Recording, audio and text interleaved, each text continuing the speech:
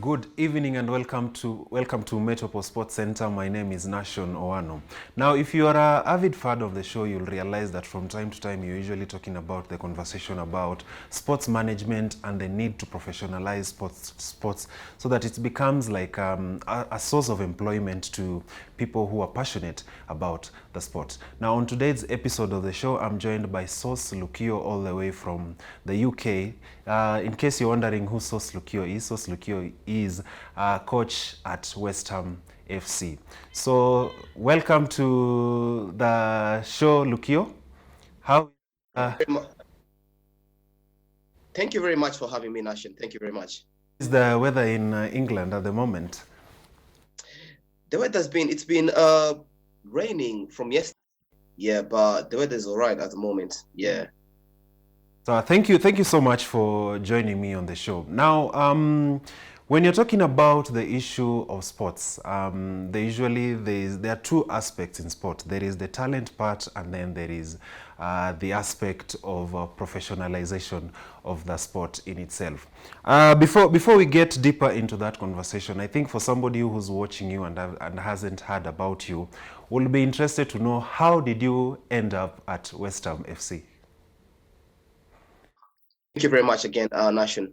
Right. So my journey has not been easy at West Ham United Football Club, because I started way back many years ago when I moved to England and I did my master's in sports management.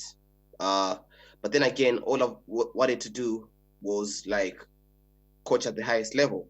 So I started as a volunteer coach for so many years, in my local club called Dagenham United. And then from then on, I started doing my coaching badges. When I started doing my coaching badges, I made like a million applications to. But then again, it was never easy being a black coach who's just come to a foreign country. You can with no CV. Yeah, it was never easy. But then again, all I did was just continued to master my craft. I continued to do my coaching license, which is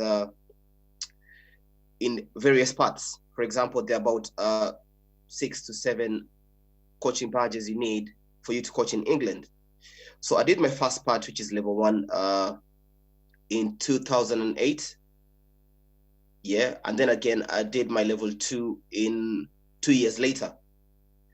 During this time, we were being invited at West Ham Football Club to do like match days on every Friday, because they normally invite local teams. Through that connection, because my team was really well conditioned, yeah, we used to give West Ham academy football teams a run for their money. And players are talking about it because they have kids at the academy, and also the coaches as well. They were like, "Oh, this guy is really good," you know. And then I kept applying, because recruitment of coaches in England is a continuous process, you know. So I just continued applying in different teams, you know, because I felt at the time I was ready to go to the next level, you know. And even having my coaching badges at the time gave me an added advantage, because for you to coach, you have to have some level of education and qualification. So that happened, and then living next to West Ham Football Club, I used to go. Yeah, I used to go to the training ground, something that most people normally do, just to see like first team players driving into the complex, you know. And this is something that I did for a very long time, you know, being a football fan and being green, you know. So I used to get autographs from different players, and that got me really excited. I was like, wow, you know, the lifestyle and everything. So it even gave me the morale, you know, like just keep, you know, one day it's gonna happen. One day, all of a sudden, the West Ham manager at the time, Slaven Bilic, there was one time he was driving into the training ground, and we did have a conversation. He stopped. He stopped. He was driving himself, so he pulled over and like, oh, I know I've seen you from somewhere. Then we got to know each other, and I told him like, I'm a qualified coach. We normally come to the academy for matches, and then he was like, I've seen you before, and I was like, I've always applied to be a coach in this organization, but it just never worked out for me. And he did ask me the level of qualification I had. And then I told him. And so it so happened that his son as well was in one of the junior teams at the academy. So he was like, here's my number. I'm going to give you a call. I was like, what? You know, everyone else was like, do you know him? You know, everyone else, I was shocked. Like a Premier League manager pulling over to give you his number, you know, having a chat, something that rarely happens. So a week went by and I never had anything from him because he gave me his number, but I never had his number at the time. So when on probably after about 2 weeks, I got a call from Westham human resource team, and they were like, "Can we speak to Lukio?" I was like, "Yeah, speaking." Right. Can you come in for an interview? And I was like, "What? I never applied for a job, you know." But I couldn't say that, so I went in for the interview. The interview is normally like, you have to do your craft on the pitch. You have to do football sessions on the pitch. It's not like you're gonna sit in a boardroom and talk about, you know. Yeah. So I went to the training ground and I did the first part of the interview.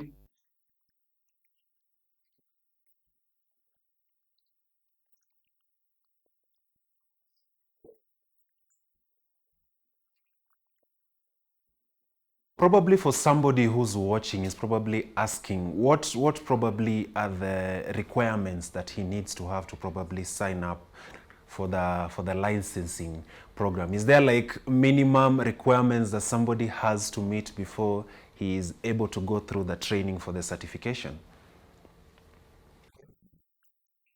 At the moment is you need to have a clean criminal record check. We normally call it a CRC.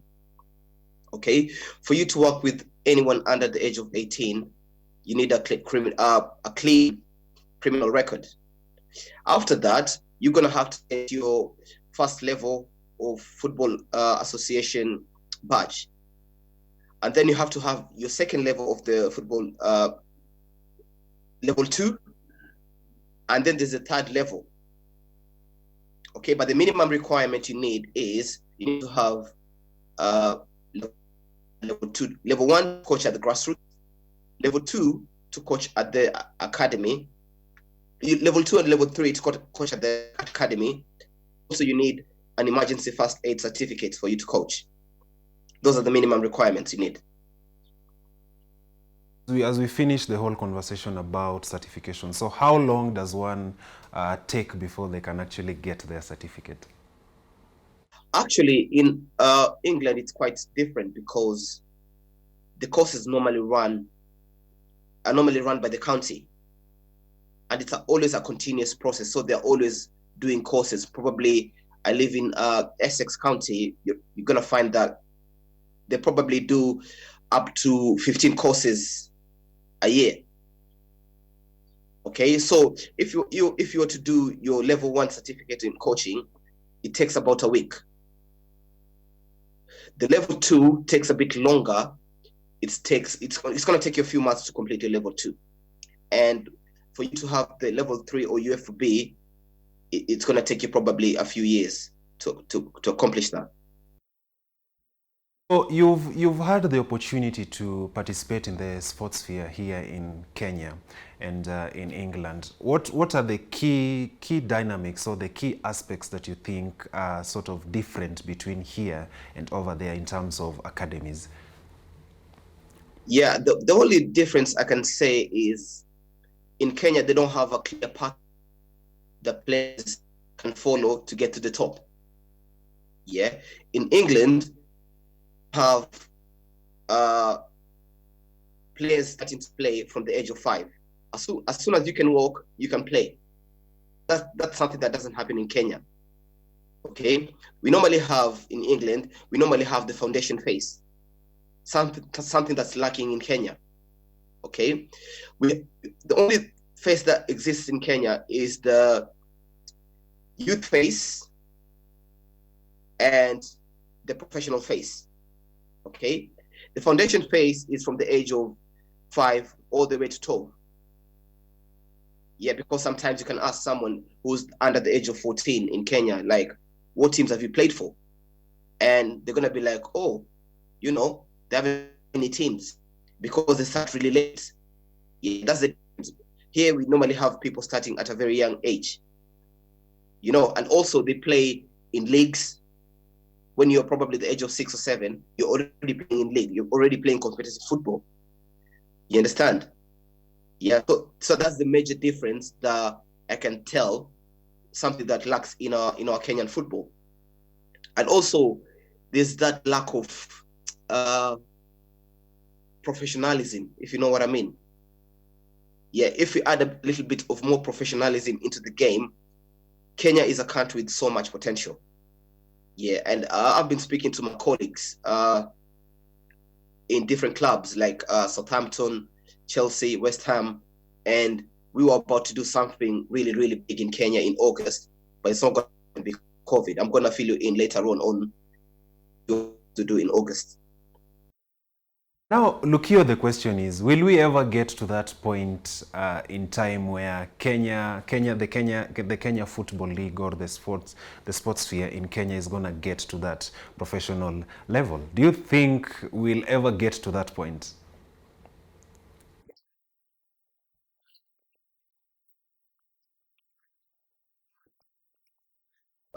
Being here,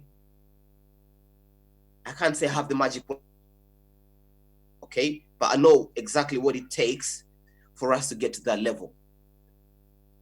You understand? Yeah, we have to invest in facilities.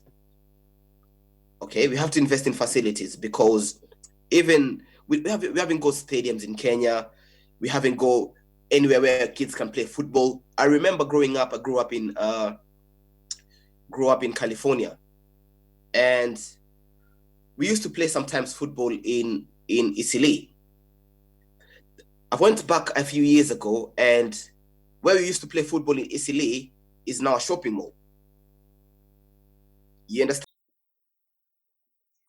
The same thing happened where I used to live in California. Yeah, when you go back, the places where we used to have like small parks behind the house. When you go back, we have buildings, and you're thinking, that's the source of the problem. Yeah, because here we have the advantage of we've got so many parks. So football is really, really accessible. If you want to play at the park, if I look outside my window, there is a park. So I can't say we're far off, but things have to change. Yeah, the mentality has to change. For us to get to that level, which I feel it can happen. We have to invest in facilities. We have to invest in coach education, which is lacking. And we just hopefully soon we're going to be competing with the best. And Kenya is one of the places where we could be sourcing talent, and it's going to happen in the next few months. Yeah. Okay, so you've mentioned a key thing there about professionalizing or making the league fully professional. So if there's a relevant stakeholders who are watching this particular interview, what do you think are some of the key things they need to do to ensure that infrastructure-wise or legally-wise, what do you think are some of the things that they can do to ensure that we get to that level? That's at the top. Okay, because if I'm a sponsor, I'm thinking I need to get my values worth. You know what I mean? Yeah, if I'm a sponsor, I'm going to be like, I need to get my values worth. So for me to invest, yeah, give me a plan that you've got, from probably a strategic plan that you've got for the club. and then we're gonna work on that basis. You understand? Because I believe like football can be self-sustainable, yeah, if we invest, yeah, but also we need all these stakeholders like sponsors. I'll give you an example. For example, Sportpesa done a really, really good job, you know, and it pained me when they left, and I'm thinking, you know, how's the league gonna survive? Yeah, those are the kind of people we need on board. Yeah, but then again, clubs, FKF have to come up with a strategic plan. Like, we're giving you, this is what we're offering. Yeah, this is what you're offering and this is the money we're gonna give you. They have to see their money's worth. Otherwise, it's not gonna happen. Okay, so on the topic of professional football or professional sport, there is the question that usually a player cannot run away from. There is life after sport, because you know players have sort of sell by date. You get. So probably what lessons can the players in the league in Kenya learn from setting up a plan, so that in case their football careers come to an end right now, they can have a way to proceed or to continue their life? Because I'm pretty sure you've heard of situations where we've had popular players or popular sport personalities who, after they retired from the sport, have gone on to really suffer. Maybe what are the take-homes from there that players in Kenya can learn on that particular issue? Right. I think, first of all, it comes with education. Okay, because sometimes lack of that basic education, that's where this problem normally crops up. Another thing is guidance. Some of these players turning out at the Premier League, yeah, in Kenya, they haven't got guidance. Yeah, they haven't got football agents. Yeah, they haven't got people to advise them, like, football is a very short career. You have to invest. They haven't got that. Okay, that's why, that's one of the aspects of like player training that we're going to be bringing on board. Over here, how they normally do it over here, you have an agent, and the moment they normally plan for the future. Yeah, they normally plan for the future. For example, if you're a premiership player, some of your wages normally go in a kitty. Yeah, when you retire, you're given that money for investment. That's something that never probably hasn't happened in Kenya yet. But is it something that could happen in the future? Of course, yes. You know, but players have to plan for their future, because football is a very short career. You could be playing for 2 years at the top, you get an injury, and then it's all over. And also, they need to have a plan B. Yeah, they need to have a plan B. Football is not everything. You understand? As much as football is important, you also have the education aspect of it. We have to go to school, we have to get educated, you know. I'll give you an example of Juan Mata. He's got quite a few degrees. Yeah, I used to be close to Andre Ayew. And Andre Ayew is one of the most learned football player I've ever met in my life. You understand? So, player education, yeah, you have to be educated, you have to go to school, you have to get a qualification, you have to plan for your future. It's something that needs to happen. Not tomorrow, but today. Okay, Lukio, in Kenya, sometimes when players are making the transfer from different clubs, you get, for example, if you're moving from Gor Mahia to AFC Leopards, there usually that excitement from moving from one team or to the other. From your standpoint, or from where you stand, what are some of the common mistakes that probably players make during that whole conversation, during all that time? Yeah, I think sometimes, you know, clubs normally feel they're doing a player a favor, but it's quite the contrary. You know, so I'd say whenever a transfer is happening, you need to understand, you need to be fully aware of the terms of your employment. Yeah, you don't get too excited. Oh, Gor Mahia is coming for me, so you just go. You understand? You need to know there's always the devil in the details.